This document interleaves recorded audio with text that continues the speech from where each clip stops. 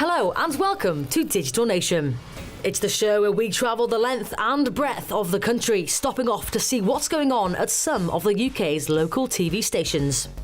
In this week's show, Thunderbirds are go in Portsmouth. We get a fit of giggles in Cardiff. And we visit a festival of fire in the Shetland Isles. And if you're watching at home, why not tweet along using the hashtag #DigitalNation. First up this week, stand by for action, because it's time to visit Portsmouth, where that soul met one puppet maker who produces full-scale replicas of those famous marionettes that you would have seen in Gerry Anderson's Thunderbirds. Now, he makes these from his very own home, as well as their costumes and weapons. 5, 4, 3, 2, 1. Thunderbirds are go! From a house in Southampton, one man is reliving his childhood by turning his hobby into his business. Recreating scenes from Thunderbirds, Stingray and Captain Scarlet, all in his conservatory, Duncan has the only licence to recreate the puppets used in these classic children's shows. I grew up with the shows in the 60s, from the very early 60s, Fireball XL5. Absolutely loved them and have over the years watched and re-watched them.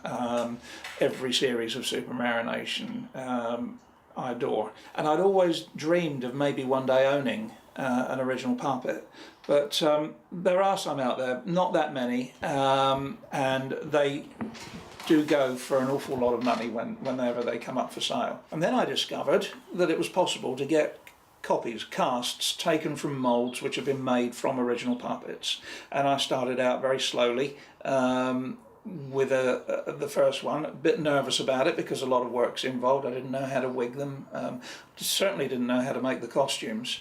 But it grew from there, and as I did more, so people have come to me very kindly who own original puppets so that I can take moulds from them and I can replicate them then.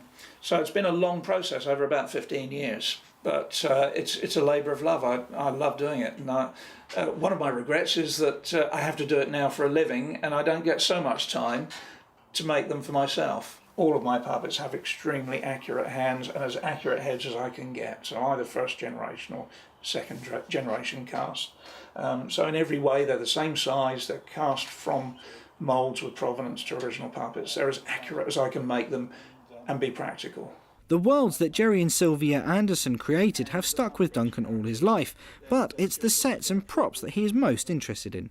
I suppose watching the shows as they came out, as they were broadcast new in the 60s, as a child, and I was watching them and totally drawn into a believable little, almost toys come alive environment. Everything about the shows was top quality, and they've stood the test of time because of that, even though they're now 50 years old. To London next for a trip to Fulham Palace, which was once the main residence of the Bishop of London. In the First World War, the grounds were turned into allotments to grow food to help the war effort, while the palace itself was used as a military hospital. Parts of the building date all the way back to medieval times, but now the site needs work to assure its future. Fulham Palace in 1974-75 was in quite a bad state. The Bishop of London had moved out, parts of the building were leaking very badly, and so over a long period of time the local authority started to put together a plan to restore it.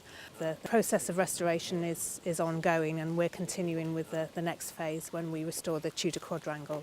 We've had the doorway dated to 1495, the timber doors have been dated to that period, and possibly parts of it a little bit earlier, for example the cellars.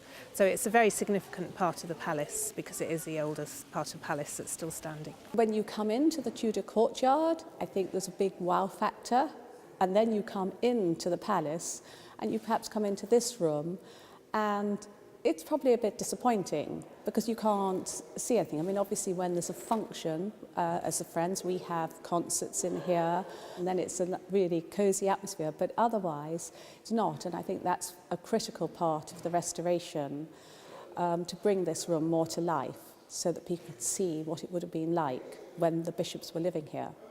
It's not very visible. You can walk past it, you can go up the river, and you can't see it, well, particularly not in the summertime when the leaves on the trees, and it perhaps looks as if it's something secret and you aren't allowed to go in, but in fact it is free and open to the public. There isn't anything else like that, you know, in this area. Dementia is now the most feared condition among British people aged over 55, according to Alzheimer's Research UK. And nearly 25 million of us in the UK know a family member or friend who suffers. In this next clip, we take a trip to Bristol and a visit to a tea dance event aimed at people suffering with Alzheimer's disease. Are you a dancing queen or a disco diva? Well, the Bristol Dementia Wellbeing Service is encouraging those with or without Alzheimer's to come along to their tea dances. So these are 3 tea dances that we've been holding. We've been holding some in Chipping Sodbury and some in Thornbury. So it's all about the community coming together. Obviously people with dementia are really welcome, but it's actually all about inclusion. So just having everybody that enjoys dancing, enjoys music, coming along together and having a dance and enjoying a cup of tea. It's thought that around 850,000 people have dementia in the UK. But with a further 225,000 people likely to develop dementia this year, that's 1 every 3 minutes.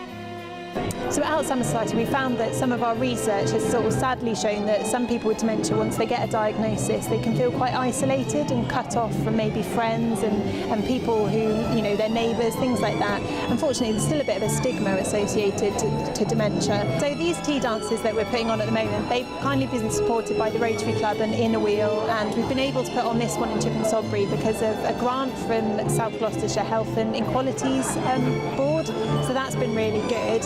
We run regular services like Singing for the Brain and our memory cafes, but these tea dances are kind of the first of their kind, really.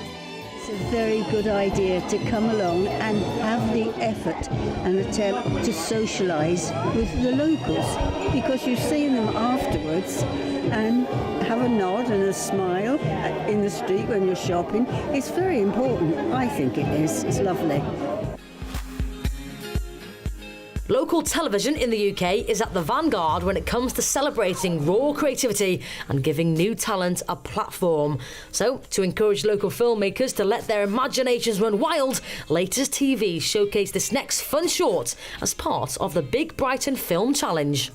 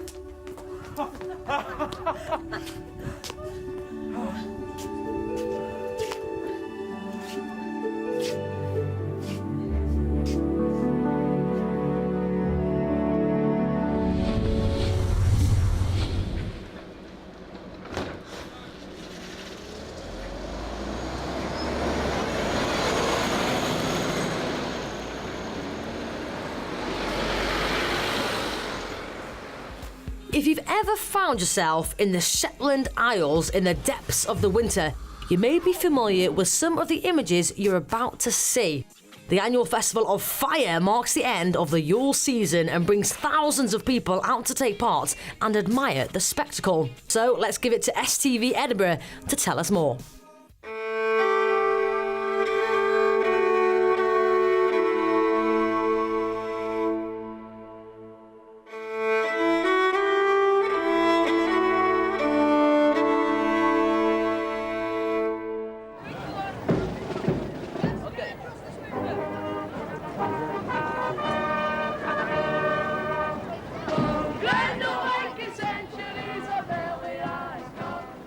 If you're brought up in Lerwick, as I have been, when you're a little boy at the school and you're sitting on the floor in the school and then the Vikings come in and you're knee-high to a furry boot, you know, Yeah, you can't help but get smitten by it.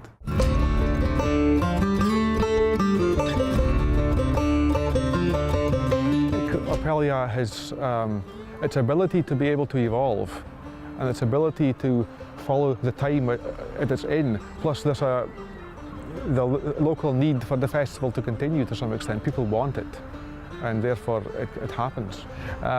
It's really for us. It's not meant to be a tourist festival per se. However, tourists come, and it's good. But we don't do it for tourists, we do it for ourselves. It all starts about October time with building the galley. Around Christmas time we're busy painting and making sure it's all nice, ready for the end of January. On top of that then there's the squad meetings which go on all winter time. Of course it's all secret, getting our suits ready and making sure we have an act and all that. So it's a busy period of time. It's an early start, but it runs all day long. There's a very fixed programme. I think if you're in the Yarrow squad, you don't really have any moment to spare. It's all go. And yeah, in the evening there's 11 halls. They all need to be visited in order, and it's a long night. So you don't really get finished up for at least 8 o'clock. So it's in the morning, yes. It's a festival of the people, for the people, by the people.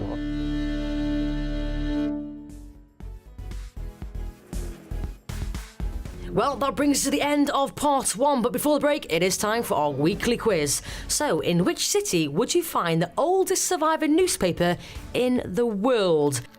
Is it A, Salisbury, B, Worcester, or C, Oxford?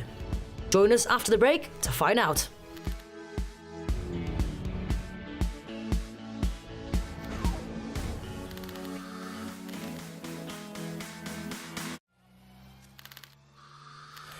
Hello and welcome back to Digital Nation. Now, before the break, we asked you in which city would you find the oldest surviving newspaper in the world? Did you know the answer? It was, of course, B, Worcester. Yes, indeed, Worcester's Barrows Journal has been published weekly since 1709, with its first press established in 1548. Next up this week, we're heading to Belfast for a visit to the Northern Ireland War Memorial. Now, one of the museum's showpieces is a pocket guidebook. Now, this was published for American servicemen stationed there during the war. It gave the troops some very useful advice on life and love. For this month, our object of the month is the Pocket Guide to Northern Ireland. This year marks the 75th anniversary of the first official arrival of American troops in Northern Ireland. And between 1942 and 1944, over 300,000 Americans came to serve in Northern Ireland or to be stationed here. It's a small guide that offers everyday typical advice to the Americans who would come to Northern Ireland. Anything from money and weight conversions to travel in and around Ulster, but also offers maybe unintentionally hilarious advice in some parts. For example, it talks about GIs perhaps finding girls very friendly and local women smiling at them, but they're not to determine that they are highly sought after, or if local guards think that they are wonderful in any certain way, that this is just typical Irish friendliness. They were told in one part of the pocket guide that in conversations, social conversations, they could discuss any topic except religion and politics. So it was quite useful for them to know this before they came to Northern Ireland. In terms of the content, it would seem that before they came to Northern Ireland, they would view Northern Ireland people as to be very different from themselves, but when they arrived, they integrated so well with local people. In fact, there were over 1,800 local girls became GI brides, and after the war went back to America to meet up with their new husbands. So yes, they integrated very well, and although in the pocket guide they view themselves as rather different before they came, it turns out that we were quite similar. Have you ever tried working with your other half? What about making art together with your spouse? Well, I got to meet one husband and wife team who have turned their love of botanicals into an art exhibition celebrating nature. It's the process that we share. The actual pieces that turn out from it are sort of slightly different, our own interpretation of the same subject. But we both enjoy messing about with print processes and just seeing what's going to come out. We just play, really. It's a playing process, really. So we started for this particular one and the series. It's using a chrysanthemum, which starts life as either a photograph or a drawing, and is then transferred onto clear material, transparency, which is then used to make a silk screen with. So here is the, which people may have seen before, this is the result of the silk screen, which is a negative area here through which the ink is printed, in this case a dark green, and then that is then done 3 times to get 3 separate images of the chrysanthemum. You've got a huge passion for botanicals then? Well, always have been a very keen gardener. I think Des likes walking in the woods and and those together make this. Yeah, that's right. Well, it's a great subject to leave us wide open to use different sorts of colour and different techniques and textures and what have you. So it was ideal, really. There was no problem with that at all. Who invented the Great British Takeaway? Over to Creative Kingdom to find out. We all love having our tea delivered, but who do we have to thank for Meals on Wheels? Believe it or not, it started nearly 250 years ago, and it's all down to this woman, the unnamed owners of the Norris Street Coffee House in Haymarket, London. In a newspaper advert in 1773, this mysterious genius not only boasted of her true Indian curry paste, but she also claimed that, at the shortest notice, she would send ready-dressed curry and rice, also Indian pilaus, to any part of town. Okay, so there were no telephones to order it, mopeds to deliver it, microwave ovens to warm it up, and a telly to watch while you were eating it. But hey, you gotta start somewhere, and her inspirational ingenuity should never be forgotten. That's proof once again that when it comes to creativity, innovation, and spreading the glory of tandoori in London Mint. You may well recognise this next location. Maybe you've seen some of the big movies and TV series that have been shot there in recent years. It even appears on the horizon of the cover of Pink Floyd's 1994 album, The Division Bell. Any guesses? Well, let's join That's Cambridge on a tour of the city's magnificent Norman building. Ely Cathedral towers high above the small city, and now its overpowering and majestic interior has caught the eye of Hollywood. The Crown, based upon the early life of our current Queen Elizabeth, was its most recent shoot. They used our refectory as a green room, so Matt Smith was in there drinking cups of tea, chatting, keeping all the staff happy and amused. We've been really lucky. We've had a whole host of A-list actors have seen this beautiful building. Marianne Cotillard was here very recently for filming a short scene for filming of Assassin's Creed with Jeremy Irons. She went up the tower, so a lot of them asked to go on a tower tour, and so they can see, and they're all fascinated by the building. You know, we often will give a tour for them, a private tour if they ask it. The maintenance of such a large building is expensive, meaning film shoots are becoming all the more important. For places like this, places of significant heritage, filming is key in both revenue generation and in profile, both of which, you know, cathedrals such as Ely don't get supported really by the Church of England or by the government. So in order to keep this place open and operational, we have to bring in the revenue. Filming has for us been a very successful source of revenue and has also helped put Ely on the map. Plans are afoot to push the cathedral as a prime filming location, to boost visitor numbers and to keep an important piece of English history open for all to see. If you've ever walked along the banks of Loch Orr in Argyll, then you may not have noticed there's a thriving power station existing underground, deep beneath the rocks. It's almost invisible to passers-by, but STV Glasgow paid a visit to find out all about what goes on inside the hollow mountain.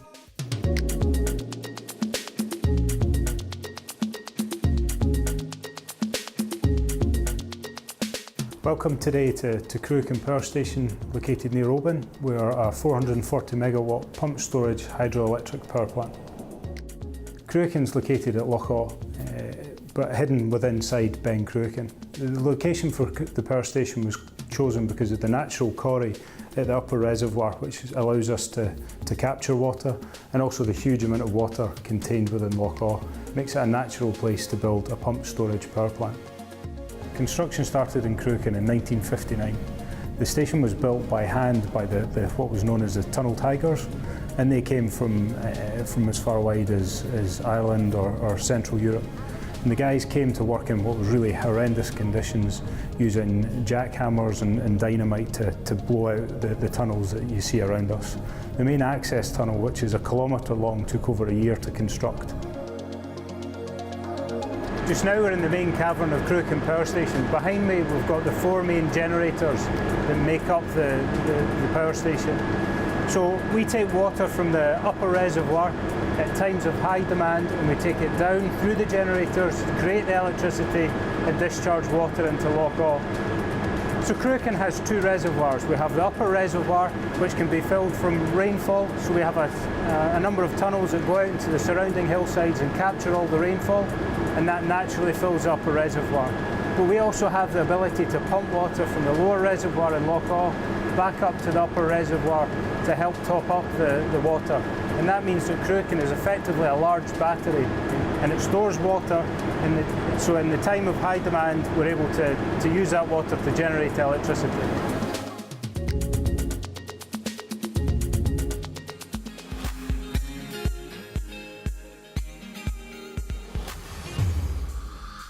Finally, we love a good giggle, and laughing is actually a very good exercise too. You don't believe me? Well, Made in Cardiff went along to a laughing yoga class to find out the health benefits of simply having a good old chuckle.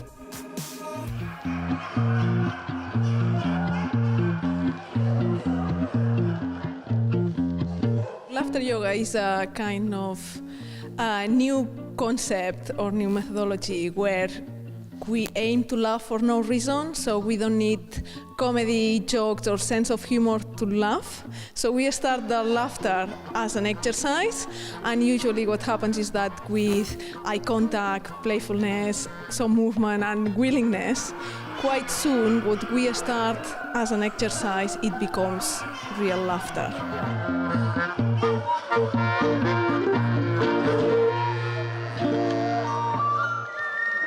Laughter has a lot of benefits, so it's, as we know, it's the best medicine.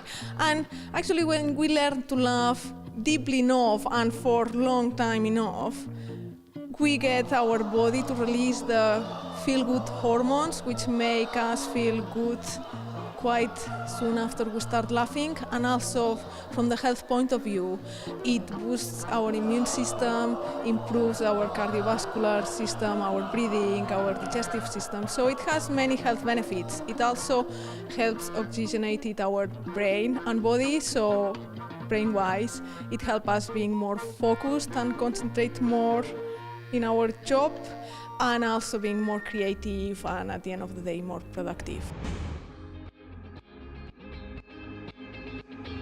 And that's it for this week's show. Thank you for joining us. Don't forget, if you have missed any episodes, you can catch up on the BBC iPlayer, or just visit your own local TV channel's website. So until next time, goodbye.